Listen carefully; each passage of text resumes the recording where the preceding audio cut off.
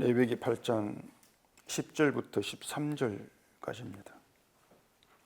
모세가 관유를 가져다가 성막과 그 안에 있는 모든 것에 발라 거룩하게 하고 또 제단에 7번 뿌리고 또 그 제단과 그 모든 기구와 물두멍과 그 받침에 발라 거룩하게 하고 또 관유를 아론의 머리에 붓고 그에게 발라 거룩하게 하고 모세가 또 아론의 아들들을 데려다가 그들에게 속옷을 입히고 띠를 띠우며 관을 씌웠으니 여호와께서 모세에게 명령하신 것과 같았더라.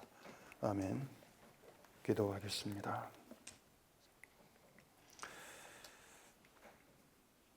믿음은 우리의 뜻대로 되어지는 것이 아닙니다.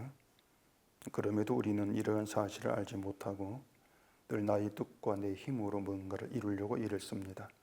이 모든 것들이 헛된 우리의 망상이라는 것을 오늘도 말씀으로 깨달아 알게 하시옵시고 오직 하나님께서 우리에게 베푸신 그것이 무엇인가에만 우리의 모든 마음이 향하게 해주시옵소서. 예수님 이름으로 기도합니다. 아멘. 오늘 본문에서 이제 말씀드리려고 하는 것은 관유와 거룩에 대한 것입니다. 이 거룩이라고 하는 것은 성경의 중심 내용이다, 이렇게 말할 수가 있습니다. 그렇기 때문에 거룩이 무엇인가에 대한 바른 이해가 없다면은 결국 성경에 대한 이해도 잘못될 수밖에 없다, 이러한 그 점을 늘 좀 생각하고 있어야 합니다. 그런데 이 거룩에 대한 바른 이해가 그렇게 중요하다, 이러한 점에 반해서 대개 사람들은 거룩이라고 하는 것을 그냥 막연하게만 생각을 하고 스쳐 지나가는 그런 단어로 전락되었다고 할 수가 있을 것입니다. 그렇기 때문에 거룩이 뭡니까? 이렇게 물어보면은 제대로 대답하는 사람이 거의 없을 정도입니다. 예를 들어 성도를 거룩함을 입은 사람 이렇게 얘기하면은 그건 다들 맞다고 얘기를 하죠. 그런데 성도가 왜 거룩한가 이렇게 물으면 또 거기에 대해서 예수의 피로 용서받았기 때문이다, 하나님의 자녀가 되었기 때문이다, 이렇게 저렇게 얘기를 할 겁니다. 근데 그러한 것들도 그냥 들어서 알고 있는 대로 막연하게 말하는 것이지 그 바른 의미를 알고 얘기하는 것은 아니라는 거예요. 어쨌든 그거 넘어가고, 그러면은 그 성도의 거룩은 어떻게 나타나는가 이렇게 물으면은 어떻게 답을 할 것 같습니까? 자, 성도가 거룩한 사람인데 그 성도의 거룩은 어떻게 나타나게 되어지는가? 이 물음 앞에서 거룩을 정말 바르게 이해하고 있는 그런 사람을 제외하고는 거의 모든 사람들이 도덕으로 올라갑니다.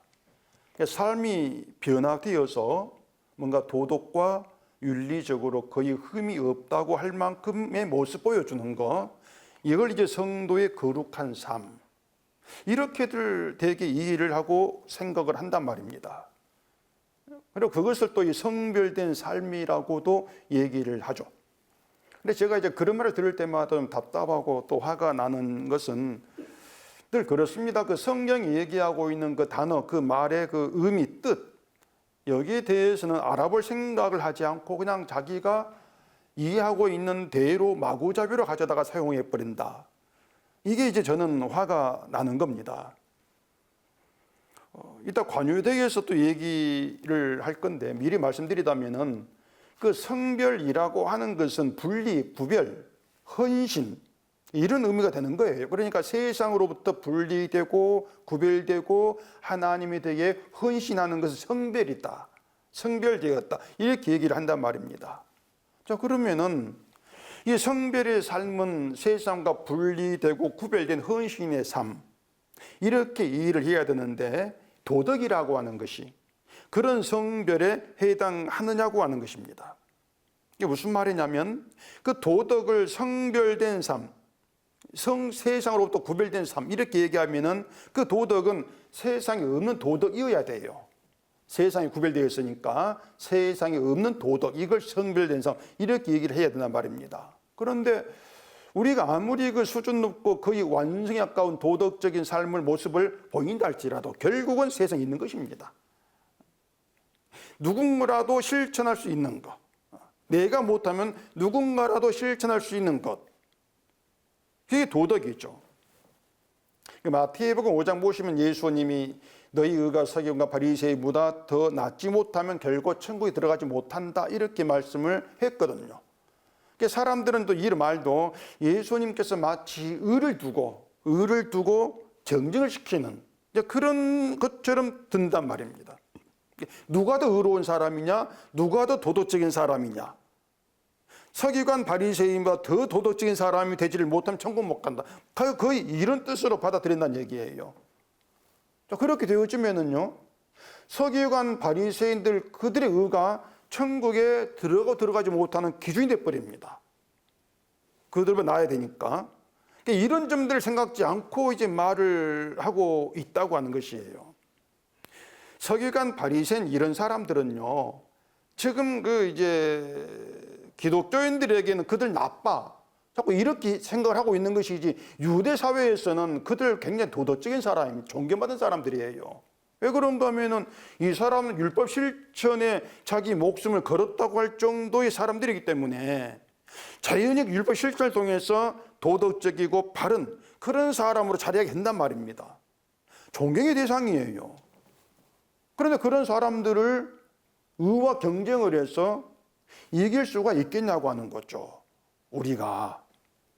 그렇기 때문에 예수님이 더 낫지 못하면 이렇게 말씀하신 것은 서기관 바리새인들의 그 도덕은 천국에 들어가는 가치 없다는 거예요. 아무 쓸모없는 것이야, 그들의 의는. 그 의미로 얘기한단 말입니다. 불의한 자를 천국에 들어가게 하는 의, 그 의가 가치가 있는 거죠. 그런 점에서 더 낫지 못하면, 그러니까 그 서기관 바리새인과 다른 의, 그 의가 아니면 천국 못 간다, 그런 뜻의 말씀한단 말입니다. 근데 그 다른 의라고 하는 것이 예수님이 십자가의 피로 이루신 의가 되는 것이죠. 내 의가 아니면 천국 못 가, 그 의미로 하신 말씀이에요.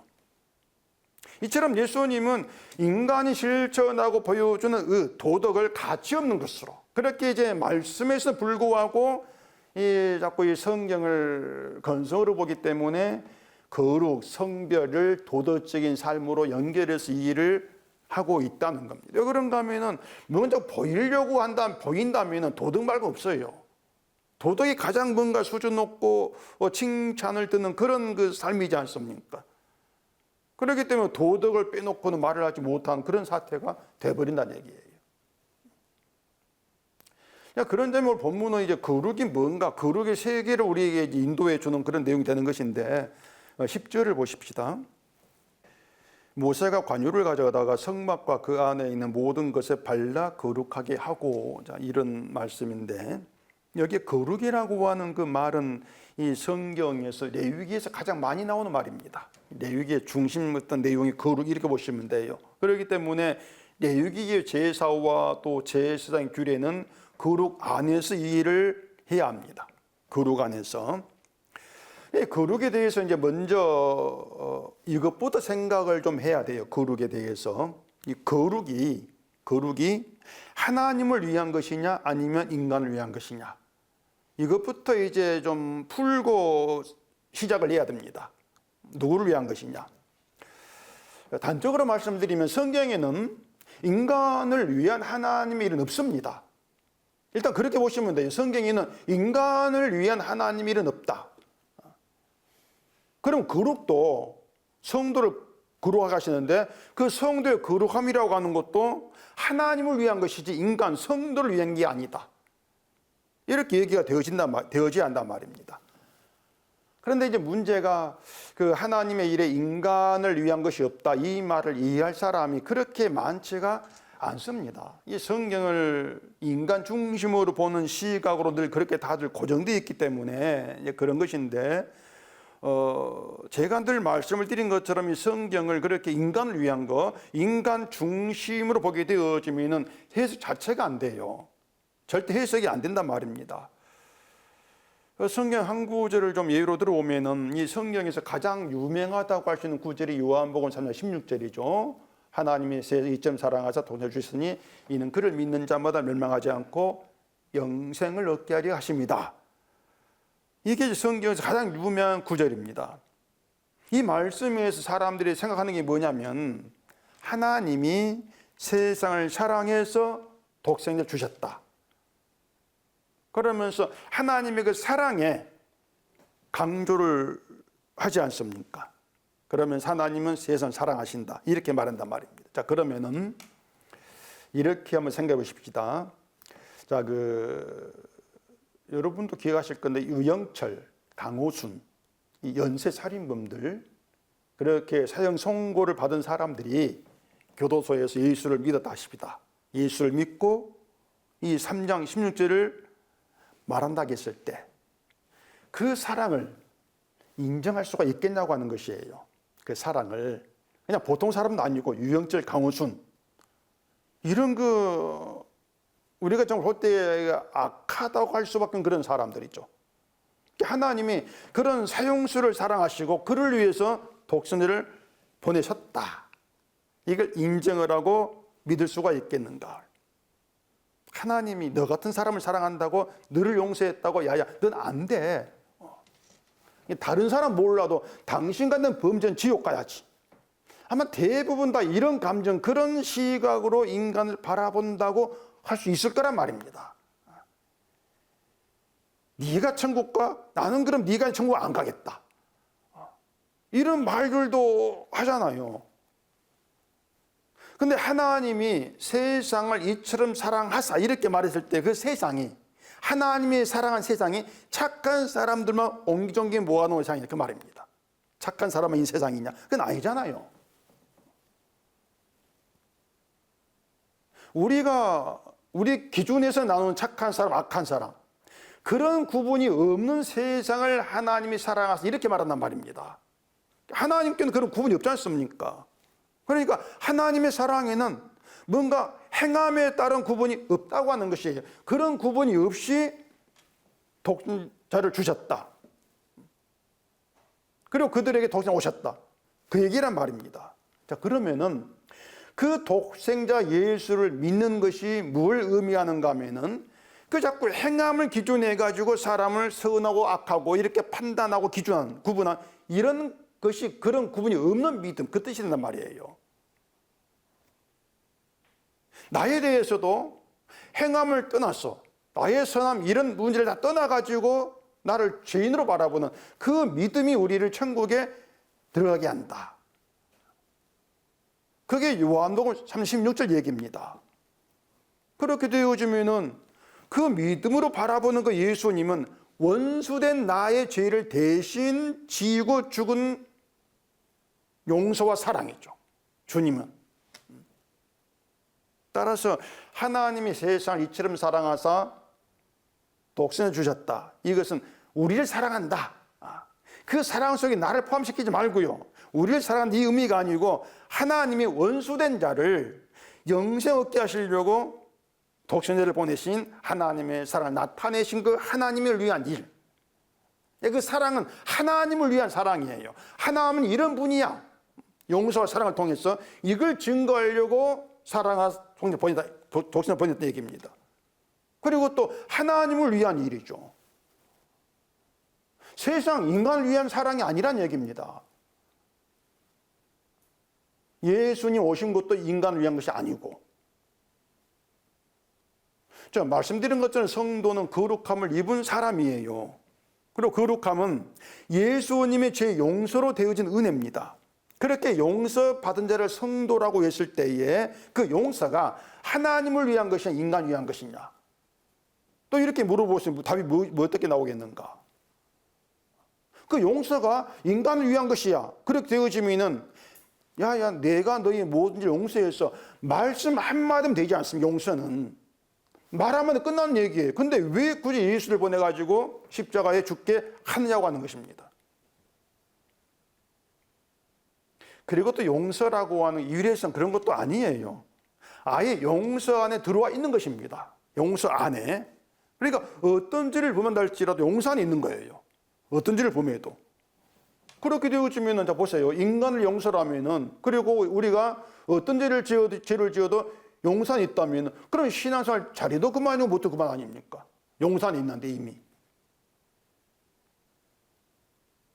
신앙생활을 못한다고 해가지고 용사 취소돼. 그런 거 아니지 않습니까? 그런데도 사도들은 하라 하지 마라 이런 말도 하고 있거든요. 그러니까 뭘 하든 하지 않든 예수님의 용서로 천국 간다면은, 아니 하라 하지 마라 이 말도 의미 없는 것 아니냐 그 말입니다. 아무도 천국 가는데 용서안이 있는데 그 말이 무슨 의미가 있냔 말이에요. 그러니까 제가 지금 말씀드리는 것들은 성경을 인간 중심으로 해석했을 때 우리가 피할 수 없는 문제들입니다. 답을 못 찾아요. 답을 내지를 못합니다. 이런 문제에 대해서. 그래서 거룩은 인간을 위한 게 아니에요. 사랑도 용서도 인간을 위한 게 아니란 말입니다. 자, 본문에 들어가면은 모세가 관유를 가져다가 성막과 그 안에 있는 모든 것을 발라서 거룩하게 합니다. 그것도 인간을 위한 게 아닙니다. 관유를 바로 거룩하는데 이것도 인간을 위한 게 아니에요. 자, 그래서 이제 거룩이 뭔가를 차근차근 생각해 보십시다. 거룩을 가장 쉽게 이제 이해하려면은 이쪽과 저쪽을 나누는 겁니다. 갈라버리는 거. 이게 거룩이에요. 이쪽 세상과 저쪽 세상이에요. 나누어가지고 이쪽은 거룩하고 저쪽은 부정하다. 그렇게 선언되는 것이란 말입니다. 근데 무작정 이쪽 거룩에 이래버리면은 부정한 쪽에서 반발하지 않겠습니까? 아니 너희나 우리나 다를 바가 없는데 왜 너희만 거룩해? 반발할 거지 않습니까? 그러니까 이쪽도 저쪽도 인간 똑같아요. 아무 근거 없이 이쪽 거룩해 한다면은 저쪽 사람들이 왜 너희만 거룩해? 너희 똑같은데 그렇게 반발할 거란 말입니다. 그래서 무작정 이쪽은 거룩해 이렇게 말할 것이 아니고 이쪽과 저쪽이 뭔가 다른 뭔가 있게 하는 것입니다. 뭔가 달라요. 그 뭔가로 인해서 이쪽이 거룩한 동네로 규정이 되는데 그 뭔가가 피입니다. 피. 그 뭔가가 피예요. 그래 결국은 뭔가 거룩이라고 하는 것은 피가 있는 동네하고 피가 없는 동네하고 구별되는 겁니다. 그래서 피가 있는 동네는 거룩하다. 이렇게 이해하시면 가장 쉬울 거예요. 피가 뭔지 아실 것이니까. 자, 그럼 다시 또 11절 보십시다. 또 제단에 7번 뿌리고 또 그 제단과 그 모든 기구와 물두멍과 그 받침을 발라 거룩하게 하고, 관유를 이제 뿌리는 그 얘기입니다. 관유를 성막과 그 안에 있는 모든 걸 바르고 또 제단하고 모든 기구, 제사할 때는 기구가 있겠죠. 기구, 또 물두멍, 받침까지 다 발라가지고 거룩하게 한다. 그 내용이에요. 그리고 뒤에 15절 보십시다. 모세가 잡고 그 피를 가져다가 손가락으로 그 피를 제단의 네 귀퉁이 뿌리에 발라 제단을 깨끗하게 하고 그 피는 제단 밑에 쏟아 제단을 속하여 거룩하게 하고, 이렇게 얘기합니다. 관유를 바른다 피가 등장하죠. 피를 제단 네 귀퉁이에 뿔에 바르고 또 제단 밑에 쏟아라. 근데 그 제단의 뿔은, 피를 바른 뿔은 이미 관유가 발라져 있습니다. 관유가 발라져 있는 그 뿔에 피를 바른다는 얘기죠. 자, 상상해 보십시다.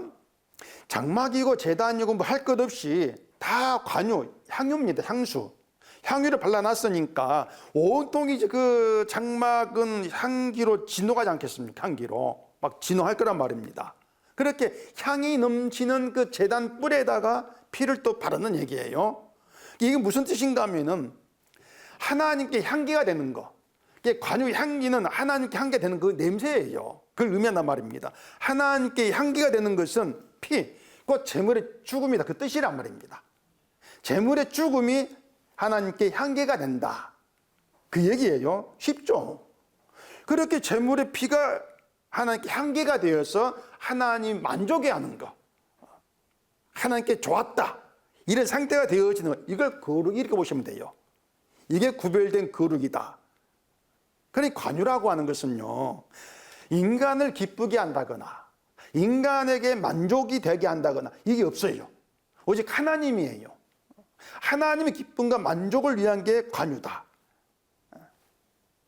쉽게 말하면 관유는 향수니까 막 향이 나니까 그 향이 사람 마음에 들 수도 있지 않겠습니까? 사람 마음에. 그 향이 악취가 아니잖아요. 사람 마음에 들면은 그 향유를 가져다가 나에게 또 바르고 싶기도 하겠죠. 뭔가 자기 돋보이게 싶어서 내 기쁨을 위해서 관유를 내 몸에 바른다는 얘기입니다. 그런데 그 관유를 그렇게 사용하면 큰일 납니다. 보통 큰일이 아니에요. 어느 정도 하면은 백성 중에 끊어진다. 이거 저주예요. 그 정도로 큰일 나는 것이 관유를 자기 몸에 바르는 것입니다. 출애굽기 30장을 보십시다. 출애굽기 30장 31절입니다. 이스라엘 자손에게 말하여 이르기를 이것은 너희 대대로 내게 거룩한 관유니 사람의 몸에 붙지 말며 이 방법대로 이와 같은 것을 만들지 말라. 이는 거룩하니 너희는 거룩히 여기라. 이와 같은 것을 만드는 모든 자와 이것을 타인에게 붓는 모든 자는 그 백성 중에서 끊어지리라 하라. 자, 말씀드린 것처럼 관유는요, 하나님께서 알려준 방법대로 제조합니다. 관유는 그 관유를 사람 몸에 붓지 말라는 거예요. 만약에 사람 몸에 부을 그런 이유로 관유를 만든다, 그럼 그들은 백성 중에 끊어진다. 저주의 저주야. 이렇게 말씀하는 말입니다. 자, 그러면 생각해 보십시다. 이스라엘 백성이 관유를 자기 몸에 부었을까요? 붓지 않았을까요? 관유를 붓지 말라고 했잖아요. 그럼 이스라엘 백성이 자기 몸에 부었을까? 붓지 않았을까? 바꾸어 말하면 이 자기 기쁨과 만족을 위해서 관유를 사용했을까? 아니면 하나님 말씀에 따라서 하나님을 위해 관유를 사용했을까? 자기를 위해 사용하지 않았다. 그 얘기란 말입니다.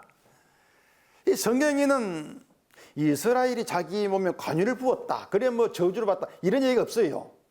관유를 부었는지 부었지 않았는지 이거 몰라요. 그러면 관유를 이스라엘이 자기를 위해서 자기에게 사용하지 않았을까 이렇게 묻는다면 저는 아니다 이렇게 말합니다. 그 말은 관유를 자기를 위해 사용했다는 거예요. 그게 자기를 부었다 그 뜻이란 말입니다. 그런데 이것은 이스라엘 백성만이 아니라 모든 인간 똑같습니다. 우리도 다르지가 않아요. 관유를 사람 몸에, 내 몸에 부으면서 기뻐하고 만족해하면서 하나님께 나오는 게 인간이다. 이렇게 보시면 됩니다. 이렇게 말하면 또 이렇게 반문할 수 있죠. 아니, 난 관유를 만든 것도 없고 본 적도 없는데 어떻게 관유를 내가 내 몸에 부었단 말이냐. 이렇게 반문한다면 이게 어떤 뜻이냐면 나는 선악과를 본 적도 없고 만진 적도 없는데 어떻게 내가 먹었다고 말하는가. 똑같은 얘기란 말입니다. 같은 얘기예요. 자, 제가 이제 우리가 관유를 왜 관유를 내 몸에 부은 자일 수밖에 없는가 그 이유를 말씀드릴게요. 장막과 제단과 제사에 사용하는 모든 기구에까지 관유를 발랐습니다. 그 장막, 그 제단에 벌어지는 일은 재물이 죽는 일입니다. 재물이 죽는 게 제단에서 벌어지는 일이지 않습니까? 때문에 하나님은 그 재물의 죽음을 기뻐하시고 그 죽음이 하나님께 향기로운 냄새가 된다. 이걸 나타내기 위해서 모든 곳에 관유를 바르라. 그리고 그 동네를, 그 구역을 거룩하다. 이렇게 선언했단 말입니다. 좀 더 말씀을 드리면 재물의 죽음을 흘려진 피가 죄를 용서하는 것. 이것이 하나님의 언약이잖아요. 언약이지 않습니까? 그러면 제단 사용해진 제사는 하나님의 언약을 보여주는 것이에요. 재물의 죽음이. 그렇기 때문에 그 재물의 죽음이 하나님의 언약을 나타낸다. 이 점에서 하나님께 향기가 된다. 그 의미가 된단 말입니다. 근데 사람이, 이스라엘이 제사를 드리면서 나 제사 드렸다. 하나님께 제물 바쳤다. 이렇게 하면서 그 제물의 죽음 있는 제사를 자기 믿음을 드러내는, 자기 기쁨과 자기 만족으로 삼아버린다. 무슨 말 이해가 되겠죠? 나 제사 드렸어. 이렇게 하면서 자기 공로 삼아버린다. 그것이 바로 관유를 자기 몸에 부는 것이란 말입니다. 관유를 하나님께 향기로운 냄새가 될 제사, 그 죽음을 나 제사 드렸어. 자기 공로 삼아버리는 것이죠. 그게 관유를 부는 것이란 말입니다. 그러니까 관유를 진짜 부었나? 행위를 묻는 게 아니에요. 수납관을 먹었나? 행위를 그렇게 묻지 않는 것처럼 너희가 어느 쪽에 속해 있어? 금이란 말입니다. 어느 쪽에 있어? 제사하는 것을 자기 신앙 행위로 간주하고 그걸 통해서 자기 믿음을 높이는 것을 관유를 사람 몸에 부는 쪽. 그렇게 되어진다면 결국은 어떤 인간도 관유를 내 몸에 안 부었습니다. 이렇게 말할 수가 없죠. 왜냐하면 모든 인간 자기를 살아가니까. 자기 영광, 자기 만족을 살고 있기 때문에 난 관유 안 부었습니다. 이렇게 말할 자가 없다는 얘기입니다. 그래 모든 인간이 관유를 부은 척 해당한다. 이렇게 말씀드린 거예요. 제사를 자기를 위한 향기로 이용을 하는 거. 이게 지금식으로 말해 보십시다. 자, 십자가에는 예수님의 죽은 피가 있습니다. 그러면은 예수님의 죽음은 누구에게 향기로 냄새가 되겠습니까? 우리냐 하나님이냐? 하나님이란 얘기예요. 하나님이다. 근데 사람들 하나같이 예수님의 죽음은 나에게 향기로 냄새야. 이렇게들 생각한단 말입니다. 왜 그런가 하면은 예수님의 죽음으로 내가 살았고 예수의 피로 내가 죄가 용서되었다. 그럼 내게 향기지. 이리 알고 있는 것이에요. 사람들이 자꾸 이걸 헷갈리는데 잘 들으셔야 됩니다. 자, 예수님의 죽음으로 우리가 산 건 맞죠? 맞습니다. 예수의 피로 죄가 용서된 것도 분명한 사실입니다. 맞아요. 그런데 그 용서, 그 생명, 그 살았던 생명이 인간을 위한 일이냐 하나님을 위한 일이냐 이걸 구분하지 못한단 말입니다. 이걸 구분돼야 되는데 말씀드린 것처럼 용서, 사랑 이것이 인간을 위한 것이야. 아니 그러면은 예수의 죽음 필요 없다는 얘기예요. 그냥 너 용서해 줄게. 그럼 끝이란 말입니다. 너 천국 보내줄게. 그럼 끝이란 말이에요. 근데 굳이 예수를 보내서 아들인데 예수를 보내서 십자가에 죽게 하시고 그 처참하게 이렇게 하신 이유가 뭐냐? 그 이유는 하나님의 언약으로 이루어진 구원을 증거하신단 말입니다. 예수의 피로 구원을 증거하시고 그 구원으로 드러난 하나님의 한없는 은총과 사랑이 감사하게 하는 거예요. 그걸 알리는 거죠. 하나님의 것을. 그걸 통해서 하나님이 영광받겠다. 그 체제란 말입니다. 그러니 하나님 위한 것이죠. 용서와 사랑도 생명까지도. 그래서 이제 하나님 인간의 구원을 위한 십자가가 아니라 하나님의 영광을 위한 십자가다. 이렇게 말을 해야 맞는 거예요.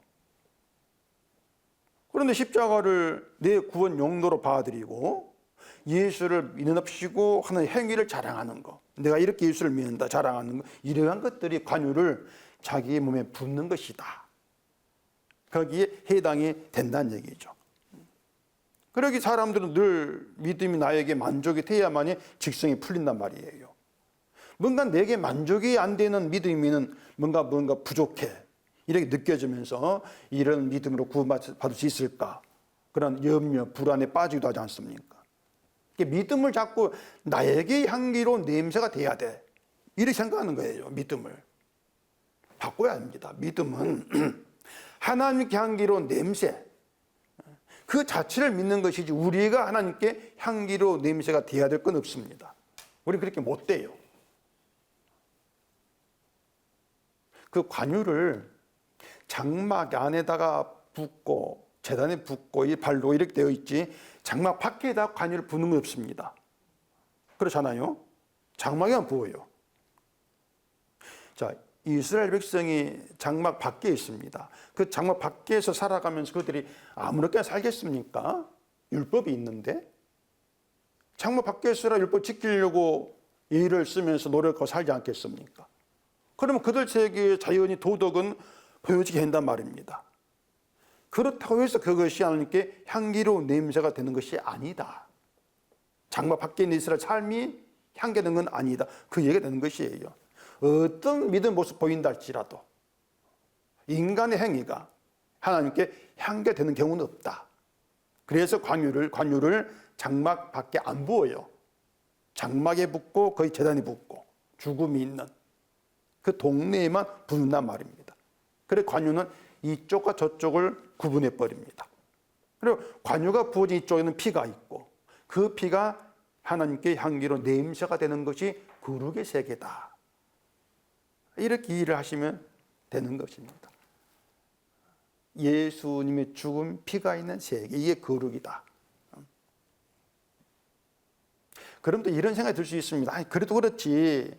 어떻게 그 독생자 아들의 죽음이 아버지인 하나님께 향기로 냄새가 된다고 할 수가 있느냐, 이런 생각이죠. 네, 그것도 이제 하나님의 그 일을 여전히 그 자기 식으로 이 일을 하려고 하는 겁니다. 하나님 기뻐하는 향기라고 하는 것은 우리가 뭐 생각하는 거 뭐 기뻐서 웃고 그런 기쁨이 아니에요. 우리가 기뻐하는 그런 거 다른 기쁨이에요. 그 기쁨은 하나님의 뜻이 이루어지는 것에 대한 만족입니다. 하나님의 보시기 좋았다. 기쁨이란 이런 기쁨이란 말이에요. 하나님 뜻이 이루어지는 것에 대한 만족, 보시기에 좋았다. 그리고 그 하나님의 뜻 언약인데 그 언약이 예수의 피로 이루어지지 않습니까? 그 십자가고 그 십자가가 하나님께는 향기로운 냄새가 된다. 주의 죽음이 있는 이렇게 이해를 해야 될 문제란 말입니다. 다시 말하지만 성경에는 인간의 만족, 우리 만족과 우리 기쁨을 위한 일은 존재하지를 않습니다. 근데 이 점을 자꾸 생각하지 않으니까 내가 성경을 읽는데 왜 기쁨이 없노? 이런 고민들도 한단 말입니다. 그러니까 사람들 고민이 되게 이런 것들이에요. 내가 성경도 읽고 찬송도 많이 부르고 하는데 마음에 기쁨이 일어나지 않습니다. 내가 문제가 아닙니까? 이런 고민이 있단 말입니다. 하루 종일 성경 읽어도요, 허리만 아프지, 이거 기쁨, 우리가 생각한 기쁨 없어요. 근데 또 이렇죠. 아니, 다른 사람들 성경을 읽으면 은혜가 되고 기쁨이 되도록 한더라. 나는 아니다. 자꾸 또 다른 사람 본단 말입니다. 그렇기 때문에 내가 이런 문제가 있는가? 똑같이 전부 다 성경 읽으면 기쁨이 안 되면 또 몰라요. 근데 저 사람 기쁨이 된다고 하는데 나는 안 된다. 그럼 내가 뭔가 문제가 있구나. 이렇게 생각이 된단 말입니다. 그런 것들이 뭔가 하면은 간유가 부어지지 않는 피가 없는 저쪽 세계, 다시 말해서 거룩하지 않은 세계에 속한 사람들의 그 헛된 생각이라는 자체를 모른단 말이에요. 자, 아까 출애굽기에서 간유를 사람 몸에 붓는 자는 백성이 끊어진다 했습니다. 근데 그 사람 몸에 붓는데 타인에게 붓는 것까지 포함이 타인에게 붓는 자도 끊어진다. 자, 그러면 간유를 타인에게 붓는다. 이게 무슨 뜻이겠습니까? 제가 방금 말씀드린 거 우리 잘 아는 것입니다. 저 사람은 좋은데 난 왜 이러는가? 저 사람 잘하는데 난 왜 못하는가? 그게 타인의 관을 붓는 것입니다. 저 사람 성경을 읽기만 해도 은혜를 받는다고 하는데 나는 은혜를 못 받아. 그러니까 성경 읽고 은혜를 받는다고 하는 타인의 그것을 향기로 보는 거죠. 믿음으로.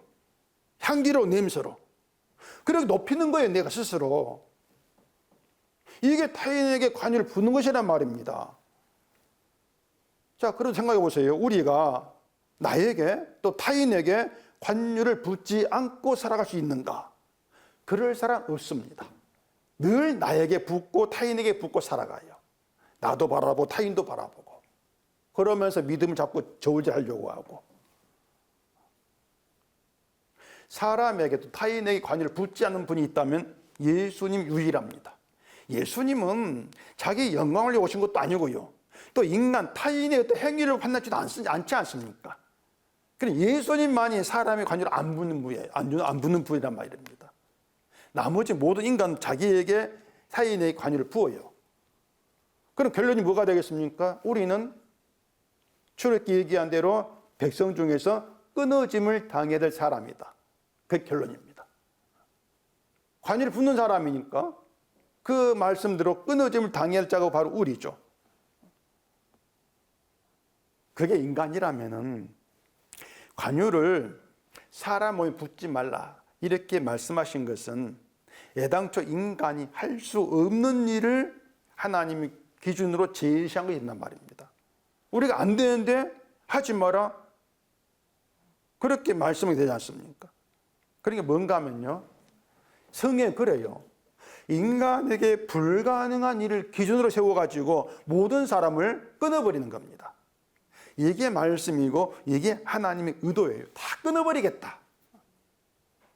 이게 하나님의 의도예요. 다 끊어버리고 예수님만 남깁니다. 그러니까 사람들이 자꾸 나는 하나님께 하나님 믿고 하나님께 연관돼 있고 하나님 관계가 좋고 이렇게 나오잖아요. 다 그때 망상이에요. 끊어져 있는데. 근데 사람들은 내가 기도하고 해가지고 하니까 믿고 하나님 관계 좋고 이렇게 나오지 않습니까? 이런 것들이 뭔가 결국 인간을 모르기 때문에 그런 의도가 나와지게 되어지는 것이죠. 자, 그렇게 하나님은 모든 인간을 끊어버렸습니다. 말씀으로 너희는 끊어진 자야. 끊어버렸습니다. 그런데 그 끊어졌는데 그 인간들 속에서 하나님이 백성으로 여긴 사람이 있다. 그럼 그들은 어떻게 백성이 되느냐고 하는 거예요. 어떻게 되느냐? 결국은 하나님께 향기로운 냄새가 된 예수님의 죽음, 그 피로 하나님과 화목하게 되어서 백성이 된다. 끊어진 자들이 예수의 피로. 이게 거룩의 세계입니다. 인간의 건 없죠. 끊어져 버렸으니까. 끊어졌는데 인간이 무슨 자기 걸 들고 가겠습니까? 내 건 없는 거예요. 끊어져 버렸으니까. 그냥 예수의 피로만 화목된 그 상태란 말입니다. 아무것도 없고 주의 피만. 바로 그쪽이에요. 그쪽에 있는 게 성도다. 이게 거룩의 세계야.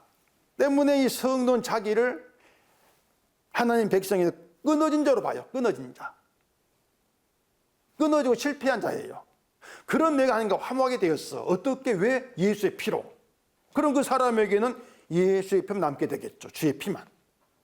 자기 행위는 다 무너져 버리고. 이걸 거룩한 성도라 이렇게 말한단 말입니다. 예수의 피만 있으니까. 자기 건 없으니까. 때문에 성도는 자기를 구원에서 끊어진 자로 보게 돼 있습니다. 이것이 성경을 통해서 드러나는 우리의 실제 모습이에요. 인간은 이걸 몰라요. 이걸 못 봐요. 그러니까 선악과를 먹었기 때문에 모든 걸 선악 지식을 잘 판단하기 때문에 난 이렇게 선한 일이 있는데 그렇게 자기를 판단해요. 그렇기 때문에 선한 게 있으면 하나님 백성이고 뭔가 없다 싶으면 만들어가지고 백성 되려고 하죠. 그게 선악과를 먹은 인간의 모습이란 말이에요. 그래서 인간은 자기 상태를 모르면 절대 알지를 못합니다. 성도는 마찬가지고. 때문에 하나님께서 말씀을 가지고서 다 끊어버리는 거죠. 그러면 성도에게 야야 너는 이렇게 끊어진 자였어. 이걸 알린단 말입니다. 그걸 알게 되는 게 성도예요. 내가 끊어진 자였구나. 이 상태를 알게 되어지는 것이.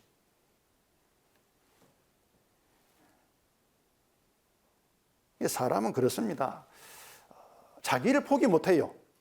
이게 인간의 그 한계입니다.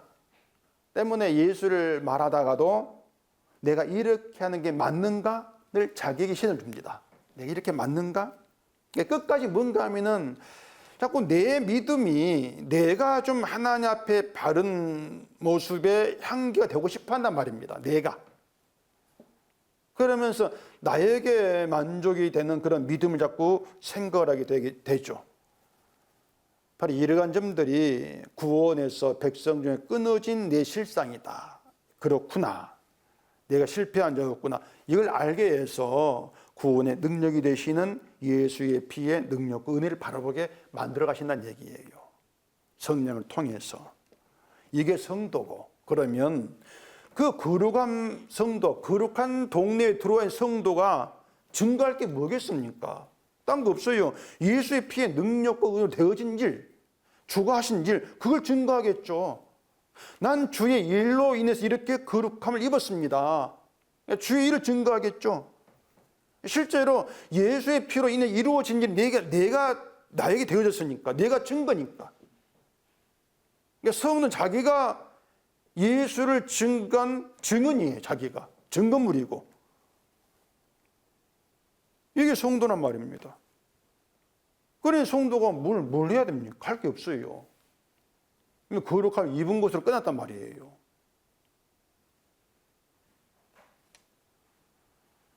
(12절) 보십시다. 또 관유를 아론의 머리에 붓고 그에게 발라 거룩하게 하고, 모세가 또 아론의 아들들을 데려다가 그들에게 속옷을 입히고 띠를 띄우며 관을 씌웠으니 여호와께서 모세에게 명령하신 것 같았더라.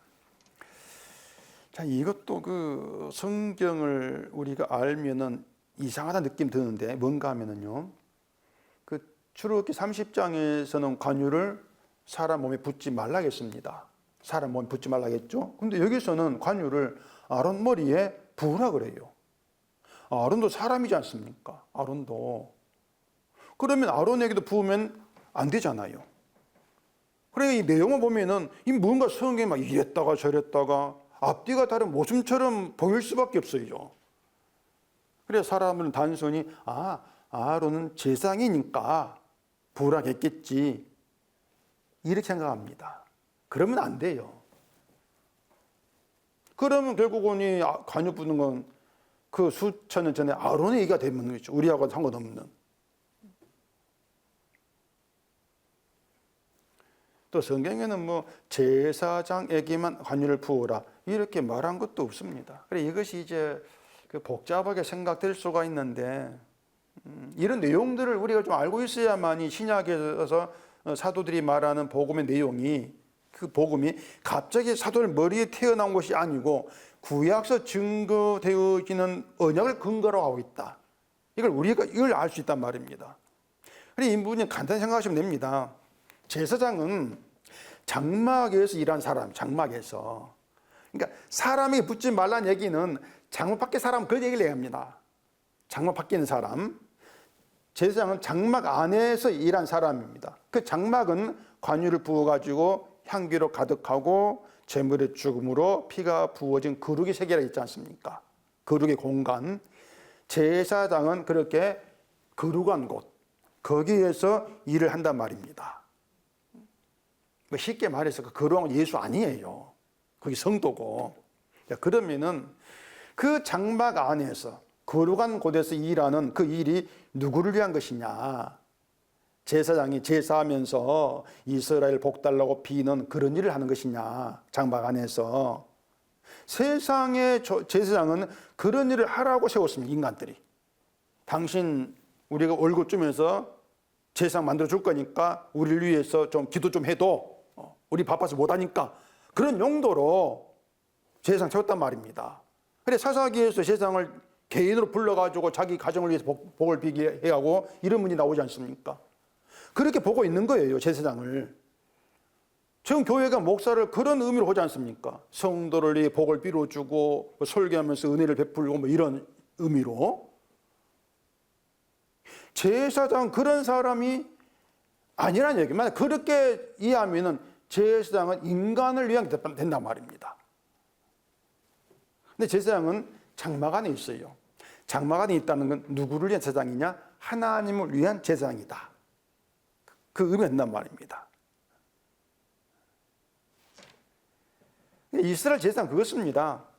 사람이 세운 게 아니고 하나님이 세웠어요. 하나님이. 그럼 제사장 복장도 지금 하나님께서 말씀한 대로 옷을 입지 않습니까? 인간이 뭔가 아이디어가 아니고. 따라서 사람을 위한 것이 아니고 하나님을 위한 제사장. 이렇게 보셔야 됩니다.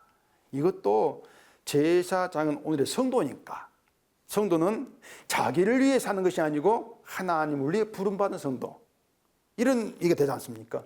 하나님을 위한 게 뭐냐? 이걸 이제 생각해 보자. 그거예요. 자, 그 제사장이 하는 일은 이스라엘을 향해서 제물의 죽음으로 이루어진 구원을 선포하는 겁니다. 복을 비는 게 아니고 제물의 피로 이루어진, 제물의 죽음으로 이루어진 구원을 선포하는 거예요. 그러면서 그 구원으로 함께 감사하는 거. 이게 제사장이 하는 일입니다. 이걸 두고 하나님의 일에 헌신한다 이렇게 말합니다. 헌신. 그 헌신은 구별된 거예요. 그런 의미로 제사장의 관유를 부른단 말입니다. 그러면 제사장에게 제사는 자기를 위한 제사도 아니죠. 이런 내용들이 오늘 우리의 그대로 이어진다는 얘기입니다. 간단해요. 지난 주일에 두세 사람이 내 이름을 모인 곳이 나도 그들 중에 있다. 이 말씀에 말씀드렸는데 주의 이름으로 모인다는 것은 내 이름이 없는 모임 그 뜻이라겠습니다. 내 이름이 없다. 내 이름이 없다는 것이 사람 몸에 관여를 붙지 않는 거예요. 날 위해서 내 복과 내 기쁨을 위해서 모이는 것이 아니야. 그게 사람 몸에 관여를 붙지 않는 거. 주의 이름으로 모이는 것은 그 이유가 주께서 자기의 피로 이루신 일을 감사하고 높이기 위한 것이란 말입니다. 오직 목적은 주의 피예요. 주가 이루신 그 일을 높인다. 이게 모임이란 말입니다.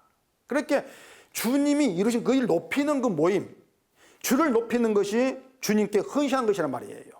그게 헌신이에요, 그것이. 교회를 나와서 뭐 일하고 한 그게 헌신이 아니고 가만히 앉아 있어도 우리가 주를 높인다? 그게 헌신이란 말입니다. 교회가 말하는 헌신과 질적으로 다르죠. 주의 이름으로 모인다. 관유가 부어지고 피가 뿌려진 거룩한 세계에 속한 자의 모임. 이걸 교회라 그럽니다. 이 모임에 함께하는 그들이 제사장된 성도인 것이고. 이해가 되시죠? 그럼 이렇게 교회, 성도와 이어진단 말이에요. 주 안에서 주가 십자가를 다 이루신 일로 인해서 백성령에 끊어진 내가 하나님 거룩한 백성으로 여김받는 성도로 부름받았습니다. 그렇게 주로 인해서 되어진 일을 감사하고 주의 피로 이루어진 그 구원의 증거받은 납니다. 증언하는 거. 이게 하나님께 향기로운 냄새란 말입니다. 예수 죽음을 높이는 거. 그러니까 예수님 죽음 안에서 그 죽음을 들고 나오는 거예요. 그게 하나님께 향기로운 냄새란 말입니다. 그런 점에 성도는 관유를 부름받은 장막 안에 있는 제사장이다. 예수 안에 있는 제사장이다. 이렇게 얘기가 되어지는 것이죠. 그러면 거룩한 성도가 어떻게 사는 게 거룩함을 나타내는 것인가? 그런 건 없다겠습니다. 어떻게 사는 거 이런 거 없어요. 어떻게 사는가? 이건 인간 기준이란 말이에요. 어떻게 사는 게 아니고 방금 말씀드린 것처럼 백성령 끊어진 나를 주의 피로 살렸다. 화목하게 했고 구원받은 자로 주 안에 있게 했다. 주 안에 있게 했어. 그 주의를 품고 있는 거. 그게 성도로 사는 거예요. 그 감사와 그 은혜가 살아있는 거죠. 근데 자꾸 사람들이 어떻게 살아야 합니까? 이렇게 묻는 결국에는 관유를 자꾸 자기의 붙는 것에 해당된단 말입니다. 자기 자꾸 불려가는 거예요. 그래서 본문대로만 생각하면 됩니다. 관유는 장막과 장막 안에 있는 것에만 부어졌다. 그 장막에는 제물의 죽음이 있다. 인간의 건 없다. 하나님께 향기로운 냄새가 되는 것은 그 제물의 죽음, 예수님의 죽음, 피밖에 없다. 그게 전부다. 때문에 인간이 자기 행함으로 하나님께 향기로운 자가 되겠다고 하는 것은 사탄이 심어준 망상이다. 이게 끊어진 자들의 특성이다. 이렇게 보시면 돼요. 근데 우리가 이 세상이 뭐 칭찬할 선한 일, 착한 일을 365일 한다 할지라도 뭐 세상 그걸 향기다, 빛이다 이렇게 칭찬하겠죠. 그렇지만 하나님께는 아닙니다. 하나님 절대 아니에요. 그냥 사람들이 자기들끼리 향기라고 높여주고 칭찬해주는 그것이 전부란 말입니다. 그걸 바울은 사망에 이르는 냄새 이렇게 말합니다. 고린도후서 2장 찾아보십시다. 고린도후서 2장 15절입니다. 우리는 구원받는 자들에게나 망하는 자들에게나 하나님 앞에서 그리스도 안기니 이 사람에게는 사망으로부터 사망의 이런 냄새요, 저 사람에게는 생명으로부터 생명의 이런 냄새라. 누가 이 일을 감당하리요? 이 성도는 자기가 이제 백성 중에 끊어질 저주받은 죄인이다, 이 사실을 깨닫고 예수님 피의 공로로 내가 거룩한 성도로 여김받은 그 혜택입니다. 혜택. 그 은혜의 혜택인데, 그 혜택에 대한 감사만 속에 있는 사람이에요. 그 은혜의 감사가 있으면은 그 내 것은 다 쫓겨납니다. 다 무너지게 돼 있어요. 내 것과 내 행위와 예수님의 은혜에 대한 감사 같이 있다? 그건 있을 수가 없습니다. 그건 가짜예요. 정말 예수의 피의 은혜를 알게 되어지면은 그동안 알아왔던 내 향기, 이건 썩어질 냄새로 내가 알아챌 수밖에 없어요. 다 무너지게 돼 있죠. 그러면서 예수님이 하신 일만 향기로 품어요. 그걸 품기, 그게 성도란 말입니다. 이게 생명의 이런 냄새란 말입니다. 근데 사망의 이런 냄새라고 하는 것은 자꾸 자기 것을 향기로 자꾸 품는 것이죠. 예수님의 것만 이걸 받아들이지를 못하는 거예요. 믿음으로 같이 가야지, 이렇게 말한단 말입니다. 이게 사망의 냄새다, 이렇게 말하는 거죠. 근데 사람들은 그 사망의 냄새를 서로 끌어안고 좋아하는 거죠. 교회도 사망의 냄새를 가지고서 향기다, 이렇게 얘기하는 것이고. 얼마나 그러니 엉터리로 살아가는가, 그걸 우리가 알게 되어지는 것입니다. 간유가 부어진 피가 있는 쪽하고 없는 쪽은 이미 운명이 결론 났어요. 그래서 피가 없는 저쪽에 속한 사람들은 자꾸 자기한테 관유를 붓고 향기를 자기가 나타내는 것으로 드러나고 그걸 포기를 안 합니다. 반면 이쪽에 속한 사람들, 이쪽도 나에게 관유를 붓는 그런 사람들이었어요. 성도도. 그런데 그게 죄라는 걸 알게 되어지면서, 이게 죄구나 이걸 알게 되어지면서, 그런 내가 그래서 백성을 끊어지지 않는데 이런 내가 예수의 피 덕분에 어떤 은혜를 내가 누리고 있지, 이걸 생각하게 된단 말입니다. 이게 거룩의 종과 성도다, 이렇게 보시면 되는 거예요. 그래서 성도는 특별히 거룩한 일을 하는 사람이 아니고 자기를 날마다 백성에 끊어진 저주에 속한 사람으로 보는 그런 안목이 있는 사람입니다. 그런 안목으로 살아간 사람이다. 실패하고 망하는 것이 바로 나다 아는 이것이 거룩 안에 있는, 예수 안에 있는 성도의 안목이에요. 그런 안목이 있기 때문에 망하는 나에게 베풀어진 주의 피로 이루신 은혜를 바라보게 된다는 이야기입니다. 그 은혜를. 때문에 예수 안에 있는 거룩한 성도는 다른 것 없습니다. 심판받아야 될 인간이, 그게 전부인 나에게 예수님의 용서가 크고 중요한 것으로 자리하고 있는 거, 이게 전부의 사실은요. 그걸 사람들 자꾸 이것은 좀 작은 것으로 자꾸 생각하는데 그게 아니란 얘기예요. 이것은 별거다. 여기에다가 좀 뭔가 내가 행을 좀 보태야만이 주님의 은혜, 용서, 사랑이 좀 더 부각되고 커지지 않겠는가. 그게 자꾸 관유를 나에게 부으려고 한 인간 속성이란 얘기입니다. 아니, 그걸 좀 깨달은 안목이 있는 게 성도란 얘기예요. 자꾸 그런 게 나 유혹하구나, 끌어가려고 하고 하는 것이나, 이걸 알아채야 되는 것이죠. 다시 말하지만 예수의 그 피로 인한 용서만 있으면 됩니다. 그걸 자꾸 우리가 좀 크고 멋있게 만들려고 할 필요가 없어요. 그래서 그 주의 피의 은혜가 자리하는, 이게 전부인 자, 그 주의 피의 은혜 기쁨으로 남아있는 사람, 이게 성도구나, 이게 거룩이구나, 좀 이걸 생각하시고 그런 안목으로 자기를 바라보시면서 주의 피가 기쁨의 전부인 그런 우리로 남겨지기를 바랍니다. 기도하겠습니다. 우리 아버지 하나님, 늘 우리가 어떻게 살아가는가를 생각해 보면은 이 땅에서 뭔가 좋은 일을 하고 믿음 일을 하는 그런 나를 보려고 하게 됩니다. 이런 것들이 결국 나를 주 앞에 향기로운 자로 나타내려고 하는 사탄의 속성이라 알게 하시고, 그런 우리가 백성으로부터 끊어진 자였고 그런 나에게 베풀은 주의 피의 은혜 이것이 얼마나 큰지 오직 그 사실을 바라보고 기뻐하고 감사하는 우리가 되게 해 주시옵소서. 예수님 이름으로 기도합니다. 아멘.